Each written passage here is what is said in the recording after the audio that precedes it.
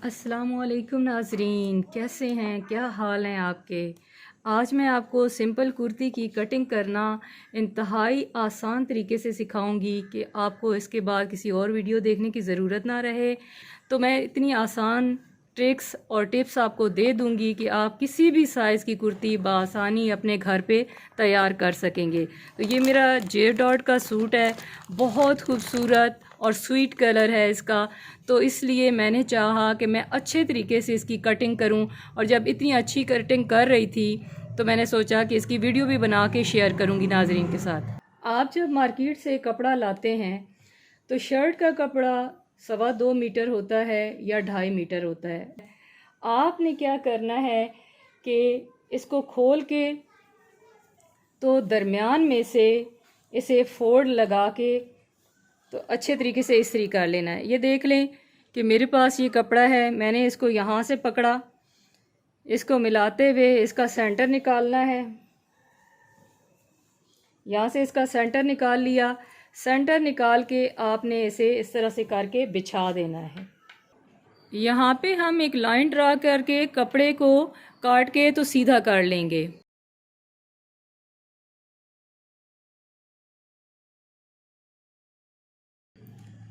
कपड़े को सीधा कर लेने के बाद इसके यहाँ से हमने दामन की चौड़ाई लेनी है। मुझे तैयार दामन 20 इंचेस चाहिए, तो मैंने 4 ऐड किया, तो 24 इंच पे मैं दामन का निशान यहाँ पे लगा लूँगी। 24 इंचेस पे मैंने इधर भी निशान लगा लिया। और कोशिश करें कि 2-3 जगहों पे आप दामन का निशान लगा लें, ताकि आपकी जब लाइन ड्रॉ हो तो वो बिल्कुल सीधी हो।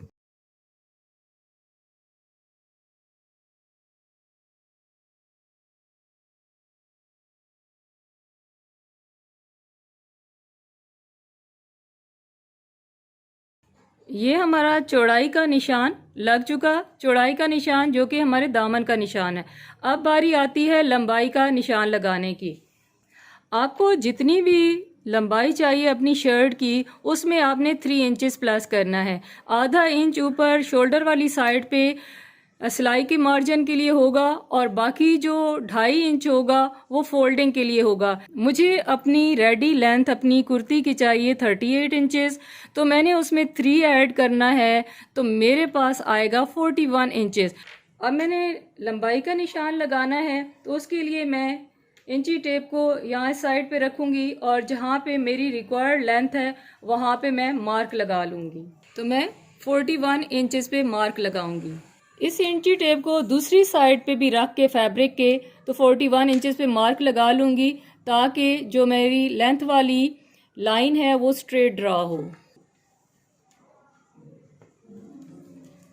41 इंचेस पे रख के अब दोनों निशानों को मैं ज्वाइन कर दूंगी।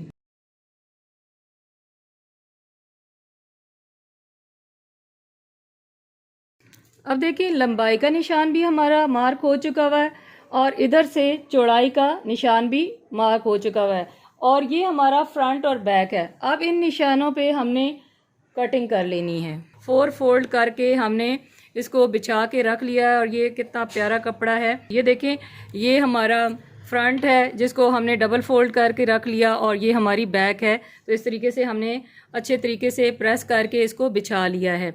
सबसे पहले हमने शोल्डर वाली साइड पे आना है, तो यहाँ इस लाइन में हमने 2 मार्किंग करनी होगी। एक हमारी जो नेक लाइन है उसकी मार्किंग करनी है, और एक हमारे शोल्डर की मार्किंग करनी है। तो नेक लाइन की मार्किंग मोस्टली 3 इंचेस पे की जाती है, तो हमने इस तरह इंची टेप को पकड़ के तो 3 इंचेस पे अपने नेक लाइन की मार्किंग कर लेनी है। अब इसी तरह आप अपनी टेप को ऐसे ही पड़े रहने देंगे और शोल्डर की मेजरमेंट करेंगे। आपने भी अपनी शोल्डर की मेजरमेंट ले लेनी है, और ये एग्जैक्ट होनी चाहिए आपके पास, वरना शोल्डर से आपके बाजू ढलके हुए नज़र आते हैं जो कि अच्छे नहीं लगते हैं। शोल्डर की मेजरमेंट मेरे पास 14 है, तो 14 इंचेस का मैं हाफ लूँगी जो कि 7 इंचेस है। तो 7 इंचेस पे यहाँ पे मैं मार्क लगा लूँगी। तो पहला मार्क हमने ये नेक लाइन के लिए लिया, और दूसरा मार्क हमने ये शोल्डर के लिए लिया, लेकिन इसका इनिशियल पॉइंट यहीं पे था, सेम था जहाँ से ये शर्ट स्टार्ट होती है, और जिस साइड पे ये क्लोज है उधर से हमने नेक लाइन लेनी है।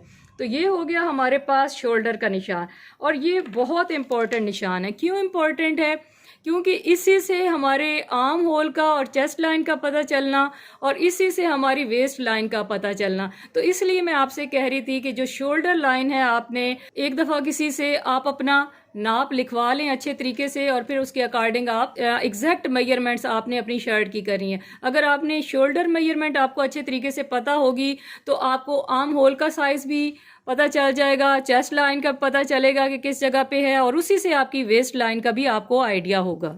आपने इंची टेप को इस साइड पे रख लेना है और इसके बाद आपने काफ़ी सारी मार्किंग इसी से रखे इसी तरीके से करनी है और आपने इसको हिलाना नहीं है।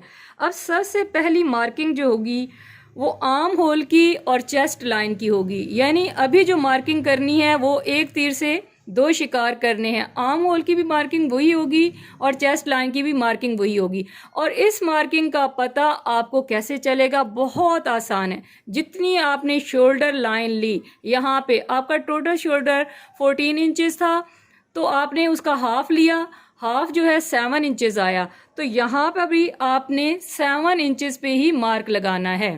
तो पहला मार्क मैं 7 इंचेस पर लगा लूँगी। अब यहीं पे इसी इंची टेप को पड़े रहना देना है, आपने हिलाना नहीं है और इंश्योर करते जाएं कि आपकी इंची टेप बिल्कुल ठीक ही पड़ी रही, कहीं आपकी हाथों की मूवमेंट से हिल तो नहीं गई है। तो अब इसके बाद कमर की लाइन की बारी आती है। तो कमर आपकी उतनी ही होगी जितना आपका शोल्डर है टोटल। मेरा शोल्डर टोटल 14 इंचेस है, तो मेरी कमर भी 14 इंचेस पर ही होगी। अगर किसी केस में किसी का शोल्डर 15 इंचेस है तो उसकी कमर भी 15 इंचेस पर होगी, और किसी केस में अगर शोल्डर 14.5 इंचेस है तो उसकी कमर भी 14.5 इंचेस पे ही होगी। तो सारे मेजॉरिटी केसेस में कमर 14, 14.5 या 15 पे होती है। कम ही ऐसा होता है कि 15.5 तक पहुँचे या 16 तक पहुँचे। वो रेयर केसेस होते हैं, जो बहुत टॉल गर्ल्स होती हैं उन्हीं की वो मेजरमेंट होती है। अब मैं 14 इंचेस पे अपने कमर का नाप मार्क कर दूंगी। अब ये हिप लाइन की बारी है, तो ये 21 इंच होता है या 22 इंचेस पे, जिस तरह आपकी पसंद है कि आपको चाक कहाँ से ओपन पसंद है। जो ये वाली लाइन होती है हिप लाइन की, तो यहीं से हम अपने चाक भी ओपन रखते हैं। तो मुझे 21 इंचेस पे पसंद है, तो मैं यहीं पे अपने चाक और हिप लाइन का मार्क करूंगी। और अब देखें कि कितना अच्छी सिमेट्री है कि 7 का टेबल यहाँ पे मेरी मेजरमेंट में सारा आ रहा है कि 7 पे आर्म होल और चेस्ट लाइन, 14 पे कमर और 21 इंचेस पे हिप लाइन। तो 7, 7, 7 का डिफरेंस है। तो आपने भी अपनी मेजरमेंट में देखना है कि ये कितनी सिमेट्री होगी इसके अंदर। अब यही इंची टेप उठा के दूसरी साइड पे हम रख देंगे और यही वाली मार्किंग उधर भी कर लेंगे, यानी 7, 14 और 21 इंच पे उधर भी मार्क कर लेंगे। और फिर इन दोनों लाइनों को, यानी जो लाइन इस साइड पे है और दूसरी साइड पे, उसको ज्वाइन कर लेंगे।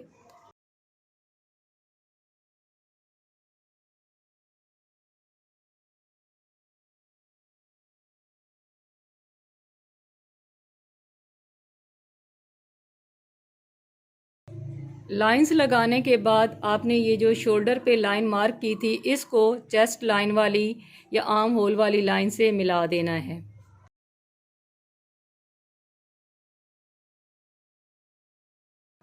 इसके बाद इन तीनों लाइंस पे हम अपने साइजेस को ड्रॉ करेंगे, यानी चेस्ट या आर्म होल लाइन, ये चेस्ट लाइन भी है और आर्म होल लाइन भी है। चेस्ट लाइन और वेस्ट लाइन और हिप लाइन, जितना अब हमें खुला ये यहाँ से मेजरमेंट चाहिए, तो ये हम यहाँ पे मार्किंग कर लेंगे। अब हमने इन तमाम मार्किंग्स पे अपने साइजेस को मेजर करना होगा। ये है चेस्ट लाइन, तो चेस्ट लाइन मेरे केस में है 38 इंचेस। तो 38 इंचेस को आपने 4 पे डिवाइड करना है। 4 पे जब मैं 38 इंचेस को डिवाइड करूँगी तो मेरे पास आएगा 9.5 इंचेस। तो यहाँ पे मैं मेजर करके 9.5 इंचेस पे मार्क कर दूँगी। और अगर आप डिवाइड ना करना चाहें तो आप इसको भी 4 फोल्ड कर सकते हैं। आपके पास है मेजरिंग टेप, आप अपने नाप के ऊपर इस तरह से अपना थंब रखें और उसके बाद यहाँ पे इंची टेप को, और कोशिश ये ज़रूरी है कि वो 1 से ही आप रखें, ये ना हो कि आप दूसरी साइड से रख दें तो किसी और ही का नाप तैयार हो जाए, फिर मुझे बुरा नहीं कहना है कि पता नहीं किस तरह से इन्होंने सिखाई थी जो हमारी शर्ट ख़राब हो गई। तो इस तरह से आपने करना है, ये इस तरह से आपने डबल फोल्ड कर लिया। अब जब डबल फोल्ड करने के बाद फिर इस मार्क को आपने यहाँ पे रखना है, तो इस तरह से आपके 4 फोल्ड आ जाते हैं। और 4 फोल्ड हम क्यों लेते हैं, क्योंकि हमारा कपड़ा भी 4 हिस्सों में डिवाइडेड होता है। ये फ्रंट पीस ये डबल होके 2 हो गया और नीचे वाला भी डबल होके, तो इस तरह 4 पीस हो जाते हैं। तो ये हमारी ऑल अराउंड मेजरमेंट होती है, that's why we divide it on 4। तो इस तरह 4 पीसेस में भी करने का वही मतलब है जिस तरह से 4 पे डिवाइड करने का। तो ये देख लें कि मैं आपको यहाँ से दिखा भी दूँ कि ये जहाँ से फोल्ड हुआ तो ये 9.5 इंचेस था। तो दोनों तरीक़ों से मैंने आपको बता दिया, आपको जैसे अच्छा लगे वैसा। कभी कभी आपका मूड नहीं होता ना कि मैथमेटिक्स का कोई ऑपरेशन करें, डिवीजन का या मल्टीप्लिकेशन का, क्योंकि मोस्टली गर्ल्स को मैथमेटिक्स बचपन से अच्छा नहीं लगा होता। तो मैं दोनों किस्म की गर्ल्स का ख्याल करते हुए दोनों तरीके ही सिखा रही हूँ। तो मैं अब ले रही हूँ 9.5 इंचेस अपनी चेस्ट लाइन। तो आपने यहाँ पे रख के तो यहाँ पे मार्क कर देना है 9.5 इंचेस, और आपकी जितनी मार्किंग आए आपने उतने पे मार्क करना है। अब इसके बाद आती है वेस्ट लाइन की बारी। तो मेरे केस में मुझे ये 34 इंचेस लेनी है, तो 4 पे मैं फिर डिवाइड करूँगी तो मेरे पास आ जाएगा 8.5 इंचेस। तो 8.5 इंच पे मैं मार्क लगा दूँगी। अब हिप लाइन पे मार्क लगाना है। मुझे यहाँ से थोड़ी सी लूज़ शर्ट चाहिए, दो कि मेरी मेजरमेंट में ये 38 इंचेस ही है, लेकिन मुझे यहाँ से थोड़ी सी लूज़ शर्ट चाहिए। तो अगर मैं 40 रखती हूँ तो 4 से डिवाइड करने के बाद मेरे पास आ जाता है 10। तो 10 इंचेस पे मैं मार्क लगा लूँगी, लेकिन फिर इसके बाद भी मेरा दिल चाह रहा है कि थोड़ी सी और लूज़ हो, तो 0.5 मैं इसमें ऐड कर लूँगी। तो आपकी भी अपनी मर्ज़ी होती है कि आप कहाँ से इसको लूज़ पहनना चाहेंगे, तो वहाँ पे थोड़ा सा मार्जिन और रख लें, और जहाँ से आपको टाइट चाहिए तो वहाँ पे, जिस तरह अगर कमर के नाप पे आपको फिटिंग में चाहिए तो आप एग्जैक्ट नाप पे आप इसको मेजर कर दें, लेकिन मुझे चाहिए यहाँ पे थोड़ी सी लूज़। इसके बाद इन तीनों लाइंस को रूलर लेके मैं ज्वाइन कर दूंगी। अब हमारे पास ये वो लाइन आ चुकी हुई है जिस पे हमने स्टिच लगाना है। स्टिच तो इधर लगाना है, यहाँ पे हमें मार्जिन भी चाहिए होगा, तो ये आपने एहतियात करनी है। बिगनर समटाइम इसी लाइन को काट देते हैं और वो किसी और की शर्ट बन जाती है, तो उनका कपड़ा इस तरह से ख़राब हो जाता है। तो आप यहाँ पे मार्जिन 1.5 इंचेस भी ले सकते हैं और 2 इंचेस भी ले सकते हैं। तो मैं अपने केस में 1.5 इंच ही यहाँ पे मार्जिन लूँगी।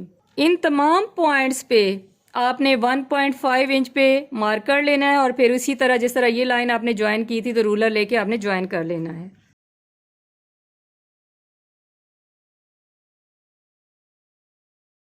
ये वाली लाइन जो आर्म होल की लाइन है, जहाँ पे चेस्ट लाइन से मिलती है, इस कॉर्नर में हम 1 इंच पे इस तरह से मार्क कर लेंगे, ये इस तरह से रख के। अब ये जो दो हमारी यहाँ पे फिटिंग की लाइंस बनी हुई हैं, जहाँ पे ये वाली जो पहली लाइन है, आपने 1/2 इंच यहाँ से इसके अंदर ही से इसके यहाँ पे लाना है इस मार्क को, और फिर इसके साथ ज्वाइन करते हुए आपने राउंड करके तो ऊपर वाली लाइन के साथ ऐसे मिला देना है। यहाँ पे हमारी जो बैक है उसकी कटिंग हो जाएगी, लेकिन जो फ्रंट होता है इससे डीप किया जाता है, और डीप करने के लिए इस लाइन को, ये जो लाइन ऊपर से जा रही है उसकी अंदर वाली साइड पे यहाँ पे 1 इंच पे मार्क लगा देंगे। अगेन समझ लें कि ये वाली जो लाइन हमारी लगी, ये वाली लाइन हमारी जो लगी पहले, उसके अंदर यहाँ पे इस तरह से रख के इंची टेप को यूं, तो 1 इंच पे हमने इधर मार्क लगा देना है यूं यूं, और ऊपर वाली शोल्डर लाइन को हमने इस लाइन के साथ मिला देना है।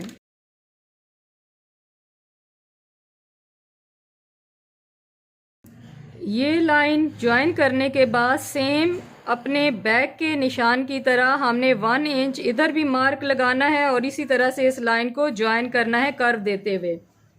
ये देखें, इस कॉर्नर में यूं इंची टेप को रख के इस कॉर्नर में यूं इंची टेप को रख के तो 1 इंच पे मार्क लगा देना है और फिर इस लाइन के अंदर से लाते हुए ये देखें इस तरह से आपने इस लाइन के साथ इसको भी ऐसे ज्वाइन कर देना है और प्यारा से इस तरह से कर्व बनाना है। अब हम अपनी शर्ट की कटिंग इन मार्किंग पे कर लेंगे। और यहाँ पे मैं आपको एक ख़ास बात बताती चलूँ कि पहले जो दोनों पल्ले हैं बैक और फ्रंट के, उनको बाहर वाली साइड से आपने कटिंग कर लेनी है।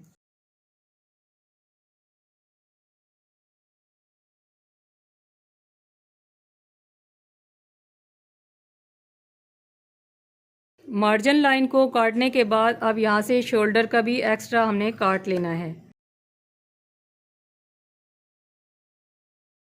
इसके बाद जबकि ये दोनों पीस अभी एक दूसरे के ऊपर पड़े में, हमने इन पॉइंट्स पे नोचेस लगा लेनी है। पहले ये फिटिंग वाला पॉइंट जो कि चेस्ट लाइन का पॉइंट है, इसको उठाएंगे और यहाँ पे नोच लगा लेंगे। ये आपको गाइडलाइन देगा कि आपने कहाँ से स्टिच करना है।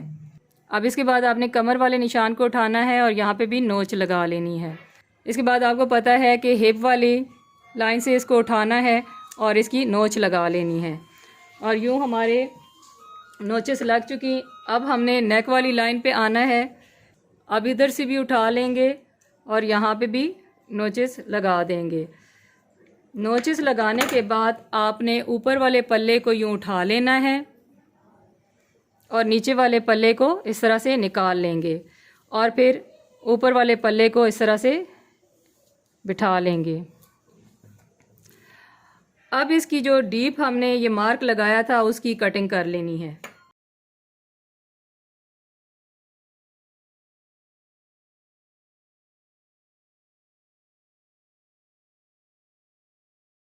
यहाँ पे हमारी कुर्ती की कटिंग कंप्लीट हो चुकी हुई है। इंशाल्लाह नेक्स्ट वीडियो में मैं आपको स्लीव्स कटिंग का तरीका बताऊंगी कि किस तरीके से हम स्लीव्स की कटिंग करें तो वो परफेक्ट वे में हमारी कुर्ती के साथ अटैच होती हैं और वहाँ पे झोल वगैरह या चुनटे वगैरह नहीं आती हैं। तो अब आपने क्या करना है, अपने अच्छे से ड्रेस की प्लानिंग करनी है और उसको इसी तरीके से कटिंग करना है जैसे मैंने आपको सिखाया। और फिर मुझे कमेंट में आपने बताना है कि ये वाली कटिंग की वीडियो आपको कितनी यूज़फुल लगी और क्या इसमें आपको कोई और चैलेंजेस वगैरह तो फेस करने नहीं पड़े। अगर कोई इस दौरान प्रॉब्लम आती है तो आप मुझसे क्वेश्चन भी पूछ सकते हैं, मैं आपके तमाम प्रॉब्लम्स को रिज़ॉल्व करूँगी। और मैं बहुत खुश हूँ कि मैंने आपको अच्छे तरीके से कटिंग सिखा दी है। और इसी खुशी में मैं आपके साथ कुछ और ब्यूटीफुल सी चीज़ें शेयर करना चाहूँगी। आप मेरी फैमिली का हिस्सा हो। व्यूअर्स जितने भी होते हैं वो एक फैमिली पार्ट बन जाते हैं और फैमिली मेम्बर्स को हम अपनी छोटी छोटी खुशियाँ शेयर करते हैं और छोटी छोटी अपनी अचीवमेंट्स दिखाते हैं। तो आज मैं आपको भी कुछ दिखाने चली कि मेरा एक छोटा सा गार्डन है और उसमें मैंने फ्लावर पॉट्स को डेकोरेट किया हुआ है। तो डिज़ाइनिंग के साथ साथ गार्डनिंग भी मेरी हॉबी है। ये देखें कितना खूबसूरत सा ये पेंट हुआ है। आप भी इस तरीके से पेंट करके तो अपने घर को खूबसूरत बना सकते हैं। तो इसके बाद मैं दूसरा आपको दिखाती हूँ। ये देखें ये कितना प्यारा सा जग है और इसमें ये छोटी सी प्यारी सी जो बेल बनी हुई है ये मुझे बहुत अच्छी लगती है और इसको मैं अपने फ्रिज पे रखती हूँ और अक्सर फैसिनेट होती हूँ इसको देख के। इसके बाद हम एक और चीज़ देखेंगे। ये देखें ये कितना खूबसूरत सा गमला है। एक्चुअली ये मेरे पास एक वो लंगरी थी तो उसको मैंने ना इस तरह कलर कर दिया क्योंकि इसे मैं यूज़ नहीं करती थी। एक और चीज़ मुझे बताएं, क्या इस प्लांट का नाम आपको पता है? आपने कमेंट बॉक्स में मुझे बताना है अगर आपको इसका नाम पता हो तो। फिर मैं देखना चाहती हूँ आपको गार्डनिंग का कितना शौक़ है। तो बहुत शुक्रिया मेरी वीडियो को वॉच करने के लिए।